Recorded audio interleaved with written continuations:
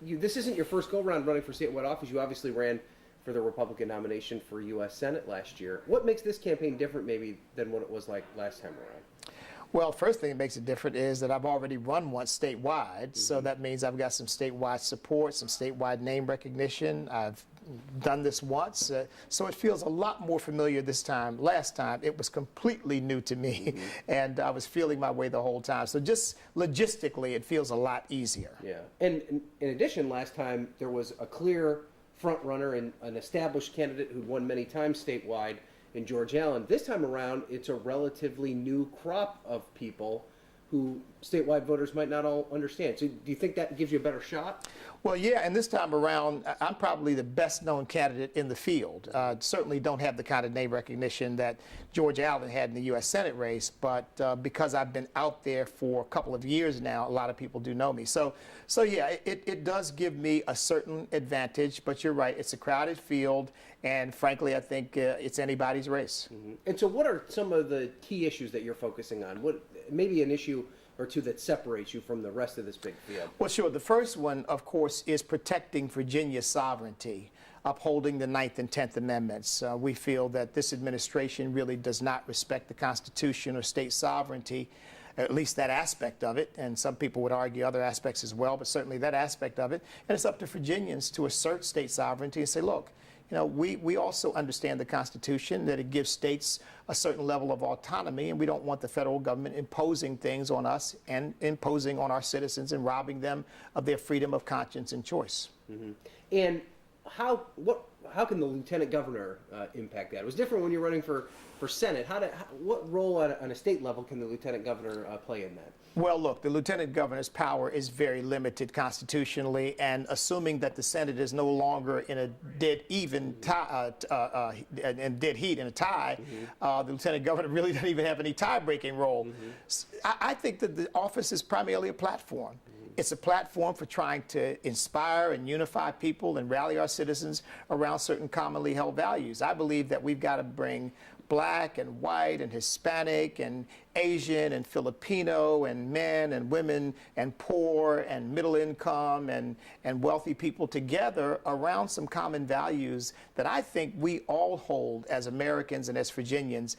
And that's how I see the lieutenant governor. And talk a little bit about that. As a Black Republican, do you feel a certain set of responsibility to expand the reach of the party? I mean, obviously, the demographic challenges that the Republican Party faces over the next couple of years will continue to get more difficult as this country becomes and the state becomes more diverse. Do you think you offer Republicans an opportunity as a new voice that maybe they haven't been familiar with? Well, yes, but to be very honest, I'm not so much interested in trying to offer Republicans a new voice. I'm interested in trying to offer citizens what I believe is the truth upon which the Republican Party stands. I believe that when we talk about individual liberty and personal responsibility, and we talk about equality of opportunity, there's no such thing as actual equality because we're all different people. I think we're hearkening back to the truths upon which the nation was founded. And I think this is what we've got to offer citizens. I think if we don't do that, then we are robbing our citizens of a very, very important intellectual and spiritual choice that needs to be made clear, and frankly, I think is too often obfuscated.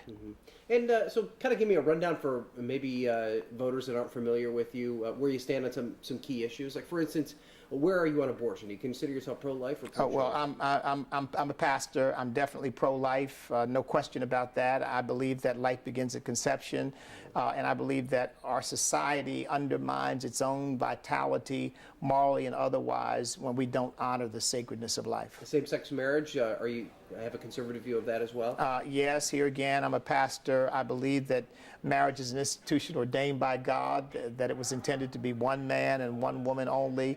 I don't support anything else. Okay. And what about immigration? That's a big issue right now, and it's one that the religious community, to a certain extent, is split on in terms of expanding access and maybe allowing a path to citizenship for people who might be in the country illegally now. Do you think that there's some opportunity there for compromise? Well, I have an Hispanic liaison to the Hispanic community. His name is Pastor Tony Suarez. We're working together. I don't think there's a split. I think what there is a recognition within the ministerial community, at least, that God expects us to treat the stranger with compassion, but we also understand that there must be the rule of law.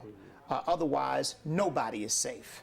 And what we've got to do is synthesize those two things, bring those two things together. So I'm working with a group of Hispanic pastors on immigration reform, if you will, that deals with the need to secure the border, and deals with compassion with those, for example, who were brought here by their parents, but at the same time recognizes that in the end we've got to secure our own borders, we've got to define our own sovereignty, and people have to come in an orderly, proper fashion, or all of those people who have come that way have been told it really doesn't matter. What about one of the biggest issues that's in front of the General Assembly right now, if you were Lieutenant Governor, might be in a position to weigh in on, and that's transportation. Do you like the governor's plan of eliminating the gas tax in favor of a small sales tax increase? Do you think that's a good way to go? Well, no, because I don't favor any tax increases, period. I love eliminating taxes. I don't like adding to or broadening or increasing taxes. I think the first thing we've got to do is take a very, very hard look at our state budget and ask the question, where can we find funds to deal with our transportation problems? Because they're really twofold. I mean, one is congestion and the other is the quality of our roads. And I think we need to separate those two problems. I think the quality of our roads can be dealt with fewer dollars, frankly. We need to do some repairs. We need to do some upgrade. We need to do some infrastructure strengthening. The issue of dealing with congestion is a much more expensive issue. We have to look at where we're going to get the funds to do that and innovative ways of getting it done, but not raising taxes. You think cutting other areas of government would be the main? I mean, would that mean cutting schools, for instance? I mean, that's one of the big pieces of the state budget pie.